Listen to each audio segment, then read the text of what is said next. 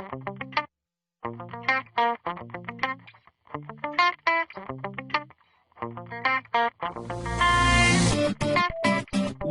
take a moment and talk about your coaching model. And specifically, I want to talk about the first consultation that you're going to have with your client. You're going to initially talk with them about what's going on. Now, you can structure this any way you want. And I suggest that you have a set way of doing things. So your first consultation with them should be 30 to 60 minutes.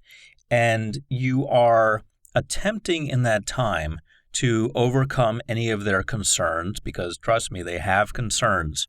Even though they're calling you and everything may seem like full speed ahead, all systems go, they're going to have concerns. First of all, they've never worked with you. Even if you've helped everyone else in the world, they have never worked with you. So they have concerns about what's going on or what's going to go on, because they're going to be paying money for it, or someone's going to be paying money for it. Also, you need to let them know that you are an expert. Rather than just answering a series of questions, you need to work in there information that has to do with you helping people. Drop some names. Your website should drop names. My website does. I always drop names when people I help are of a celebrity status and they're willing to go public with the fact that they used hypnotherapy. I always get a testimonial from them, and I will put it on my website for all the world to see. So you should always drop names of people they recognize. And as I've said,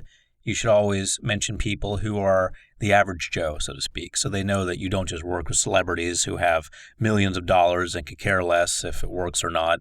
You work with people who are living close to the edge financially, who really, really do care, who count every penny, who want to make sure they're getting their money's worth from you, because those testimonials can be even more powerful than the testimonials that you think are high power, the ones that are from celebrities and rich people.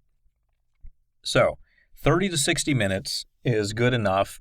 You don't want to go beyond that, because in a first consultation, you're just talking with them. You're just getting to know them. And you can do this on the phone or in person, but you're really not getting into coaching. So it shouldn't go beyond 30 to 60 minutes. If it does, then I suggest that you tell them that you have an appointment you need to get to, because at that point, they're probably just trying to milk the situation a little bit, and you need to be very aware of that. So from the first consultation, you need to make sure that things are very clear. One of the things that's clear is that your time is valuable. They may get the impression that your time's not valuable, that you don't have anything better to do than to talk to them all day. So you need to make sure that they understand that. Next, I want to look at your fee. You should have either a small fee or it should be free. And I'm talking about the initial consultation, the one that hooks them, the one that brings the fish on the boat, if you will. If you're a fisherman or fisherwoman, fisher person, and you are reeling a fish in, this is the consultation that brings the fish on the boat. You hook them and you bring them on. You do this by being honest, straightforward, telling them what you're going to do for them, the value you're going to add to their lives, and getting them excited about the possibilities. So you should have either a small fee or it should be free. But it shouldn't vary. For example, if Joe calls you and you charge him $200 for the initial consultation, and then Mary calls you and you don't charge her anything, well, what if Joe and Mary know each other? Or what if eventually they know each other? What if you get testimonials from them and they're both famous people and they eventually talk to each other because they both see their testimonials on your website? Hey, he charged me $200. Oh, really? It was free for me. He must not like you. You see what I mean? You can get into all kinds of complicated situations that you can really avoid by just being straight across the board with everyone. What you do for one person, you should do for another. So you either have a small fee or it's free. Your initial consultation can be on the phone, and it can be fairly brief. It can be 30 minutes, as I've said, up to 60 minutes, but it's fairly brief. And so you're not going to get a whole bunch of stuff done. You're not going to solve the world's problems on the first call. So with that in mind, you should keep your fee lower for the initial consultation to reflect that. to reflect the idea that you're not really getting a lot done. There's really not anything they should expect to accomplish from that. They're not going to walk away from that situation with some new distinctions that they can use. And really, I want you to avoid giving too much value in the first consultation, especially if it's free. If you're giving away a free consultation and they have a burning question about their business and you answer it and you spend that time resolving that challenge, what have you done? You've talked yourself right out of a job. So I don't want you to add tremendous value or necessarily any value at all in the first call. I want you to hold that back. I want you to keep that a mystery. And if they try to get into that territory with you, saying things like, well, what would you do if? Yeah, I have this situation right now. What would you do if? I want you to keep it general, vague, not give them anything that they can use. Because they may take that, they may say, oh, great, thank you, bye, don't need you anymore, I've got the answer now. So that is something, the value part is something that you add to them once you are hired. Let's look at terms and conditions. You want to have terms and conditions. You should have them on your website. You should have them in a document that they can fill out. You should have them available in a number of places. If you go to my website, any website of mine, and you attempt to buy something, you will come across the terms and conditions. These were prepared by an attorney to protect me. They are prepared so that the client will, first of all, not sue me. Second of all, there won't be a misunderstanding. Third of all, they won't rip off my material and use it themselves when they shouldn't because it's my material. So it covers a lot of things. And that's what you should have. You should have terms and conditions. Now, you may not initially have terms and conditions that are that detailed, that are as detailed as mine. However, you should at least explain the basics. They're entering into a relationship with you, a coaching client relationship. They should understand what that entails. One of the things you should have in there would be what you expect from them. Another thing you should have in there is what they can expect from you. And you can define that any way you want. Maybe you have a cancellation fee if they cancel without letting you know. I remember when I had my office in Beverly Hills and I was seeing hypnotherapy clients, they would notoriously cancel a half hour before their session. Not all the time, but often enough. I'd have maybe 2 out of maybe 30 clients a week. 2 of them would do that. That was frustrating because I was there. I had to sit there for an hour. Sometimes my initial session was 2 hours, so I'd have 2 hours where I wouldn't be able to do anything. I would just sit there reading a magazine, waiting for the next client, wishing I wasn't at the office for those 2 hours or that hour. And it was really just wasted time that I hadn't planned on having free, and there's really nothing to do with that time. So I became proactive, and I put in my terms and conditions the late cancellation fee. If they canceled within a 24-hour period, in other words, if their appointment was 24 hours or sooner, and they canceled within that window, they had to pay for the session anyway. And if they did that twice, then they had to pay not only for each session, but they had to pay an additional fee on top of that. It was something like a frequent cancellation fee. So eventually I got very proactive, and that's what I did. That type of thing really helps when you have that written down because people don't want to have to pay, and they also realize what an inconvenience it is for you. So they start becoming very respectful of your time. So make sure your terms and conditions are not only clear, but that you explain them in the first consultation so that there are no misunderstandings. Let's talk about reviewing pricing.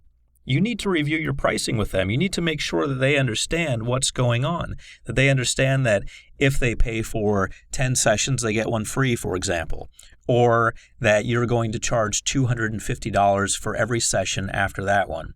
And if you have to stay with them more than an hour, then it goes into the next hour, the next $250, or whatever it is that you charge.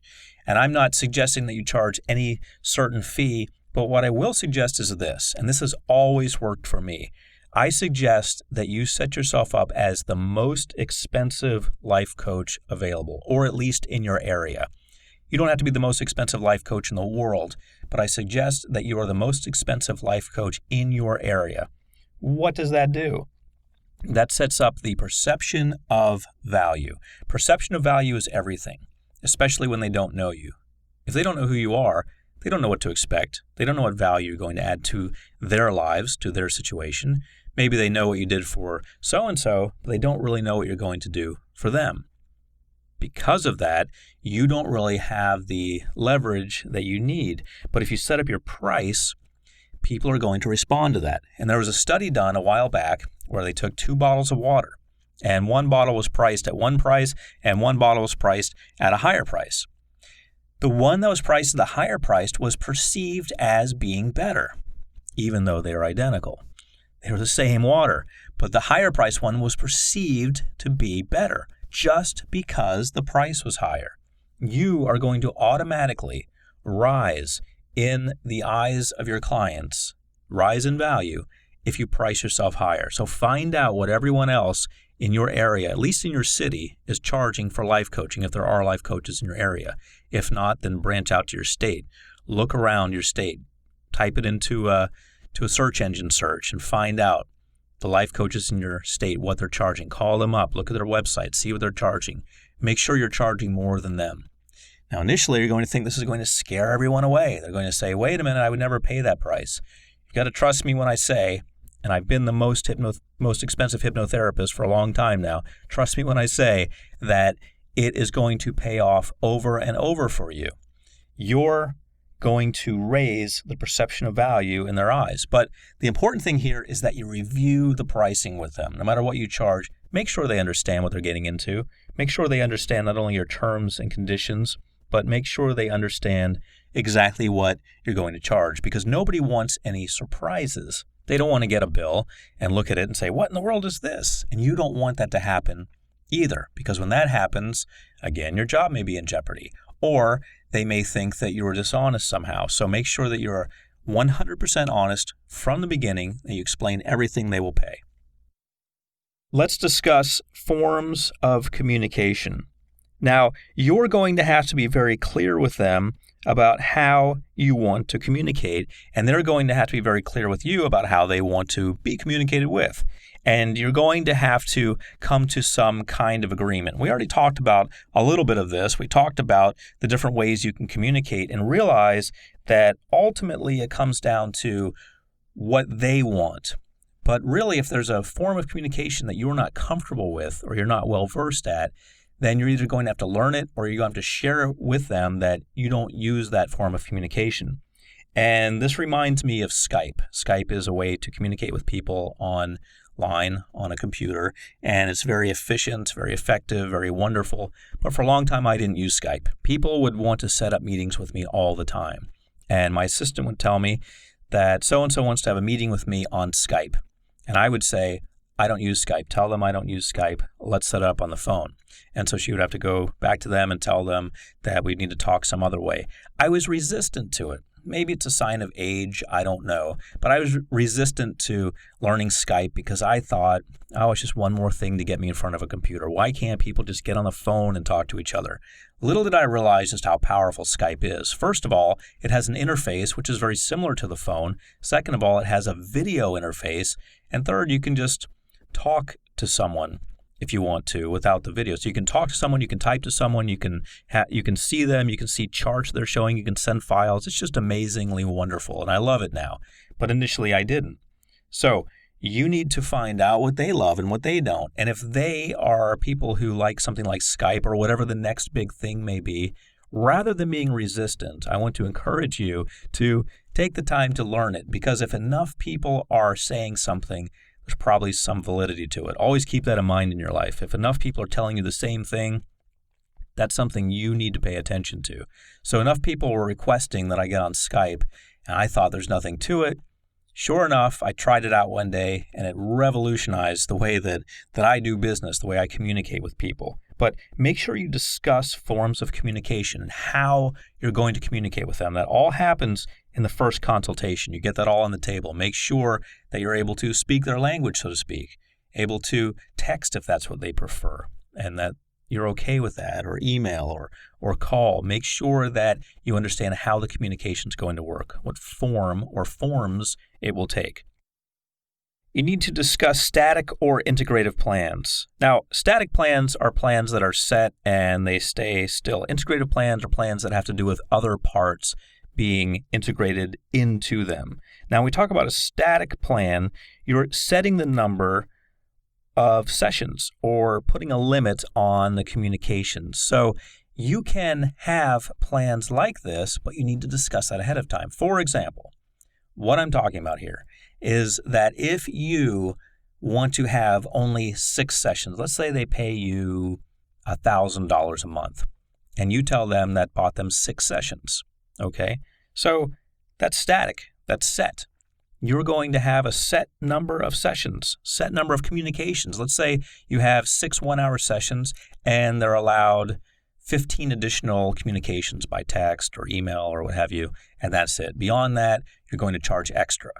You need to discuss that with them. And trust me when I say you need to get all this on the table initially. You've got to get all of this out initially. If you don't, you're going to have a client who thinks they can call you all the time. They have something going on and they're going to call you. And they think of something an hour later, guess who they're going to call? You. And 3 a.m. comes around and they wake up and they have a brilliant idea. They're going to text you. So you will, trust me, you will have clients like that. You need to have a way to deal with them. There needs to be a way that you can have their needs met, but have your needs met also. Now, your needs are for peace of mind and for money. You need to have calmness in your life, and you need to be compensated for what you're doing. So if you're comfortable with them texting away all the time, that's really no big deal to you, then perhaps you can say, well, I allow unlimited texts. Or if you're fine with unlimited emails or phone calls, if you're fine with that, then why not? Just take them all day long. However, I want you to realize you can set yourself up for some failure here by doing that too much. And I'm reminded of dealing with an accountant who I was going to hire, an accountant who actually practices in New York. I was going to hire him because a friend of mine in New York uses him. I had my initial consultation with him, which was free. He had to take other phone calls no fewer than 15 times during the initial free consultation. I would never deal with him. And I told my friend to tell him that because he needed to know that. He was one of those people who, once you become his client, you can call him anytime you want. As many times as you want, there's no additional fee. That's wonderful. Except for the fact that every other client has to deal with people calling all the time. So you're calling him on the phone, trying to get some advice, and he's taking calls every minute. Hold, please. Hold, please. I'll be right back. Hold, please. It was frustrating, and it caused him to not get me as a client, and no telling how many other clients has caused him not to get or to lose because it's just annoying. So you need to set parameters. Let people know what's going on and how you feel about these things. And if you need to charge extra, let them know about that up front. And there's our old friend again. Develop rapport. In the first consultation, you need to develop rapport. You need to work with them. You need to speak their language. Now, there are a lot of NLP techniques, neuro-linguistic programming techniques for developing rapport. Unfortunately, a lot of your clients are going to be very savvy. And if you get too carried away with these, you're going to get caught. And they're going to say, wait a minute, you're trying to use those mind tricks on me, those Jedi mind tricks on me? What are you trying to pull here? You're trying to manipulate me right from the first consultation? You got to be kidding me. So you've got to be careful when developing rapport and using neuro-linguistic programming. However, developing rapport really comes from finding a common ground. You want to find a common ground with them. You want to find the honest things that you really relate to them on. Do they like fishing? You like fishing. Perhaps. If you don't, then don't say it. But if you do both like fishing, you relate to that. Do you collect antique bottles from the 1920s? If you do, and they do, that's something you should bring up. It helps establish rapport. Do you have the same political views? Where is the common ground? If nothing else, then you should both agree that you're going to help your client get to where they want to be. They want that and you want that. There's your common ground. So if nothing else, you have that. But work on developing rapport from the very first consultation. Developing rapport is priceless because it allows you, as I've said, to keep your job, It allows you to get things done a lot more smoothly and efficiently. If they trust you and they feel that you're similar to them and they like you, it just allows things to flow more smoothly. Everything becomes wonderful when you have rapport. So rapport is going to keep coming up because it's very important. Always focus on developing rapport and keep developing it. It's something that never goes out of style, never goes out of fashion. Rapport is always the way to go. So always work on developing rapport, maintaining rapport, and developing more rapport. And this starts from the very first communication.